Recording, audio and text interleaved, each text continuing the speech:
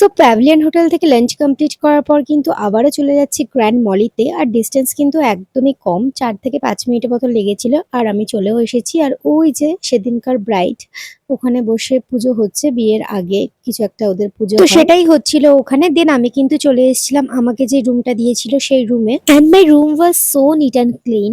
And এই উইন্ডোটা থেকে বাইরেটা দেখতেও দেখো কত সুন্দর লাগছিল। তো যাই হোক, তারপর বেশ কিছুক্ষণ কিন্তু আমি রেস্ট নিয়ে নিচ্ছিলাম। আর তারপরেই চলে এসেছিল চা গরম গরম। সো আমি কিন্তু চা খেয়েই চলে গেছিলাম ব্রাইডের রুমে। ওই যে ব্রাইড আর ব্রাইডের মা দুজনে মিলে কিন্তু ফটোশুট করছে, আর দেখতেও কত সুন্দর লাগছে দেখো। দেন আমি একটা শেক ট্রাই করছিলাম, আর এখানে কিছু চকলেট সন্দেশ, তার সাথে কিছু কাজু বরফি নিয়ে নিয়েছিলাম।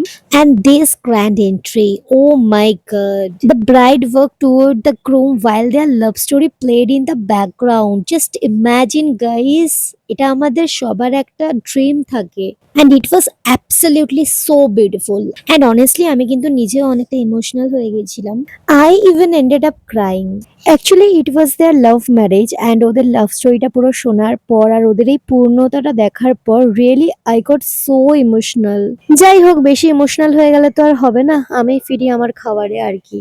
এখানে আমি আবারও একটা কোল্ড ড্রিঙ্কস নিয়ে নিচ্ছিলাম। কোল্ড ড্রিঙ্কস না এটা ঠিক, এটা একটা জুস ছিল।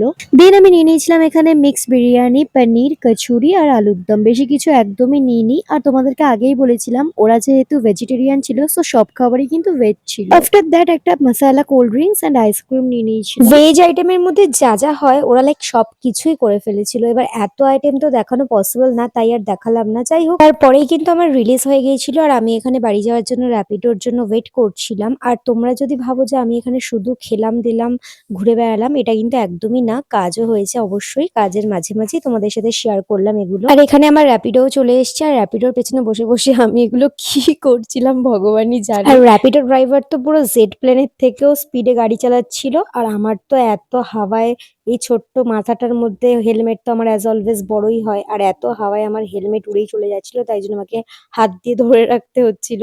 আমাকে উনি জিজ্ঞেস করছিল যে ম্যাডাম ভয় পাচ্ছেন না? তো আমি বললাম যে না, ভয় পাচ্ছি না, আপনি চালান, শুধু না ফেললেই হবে।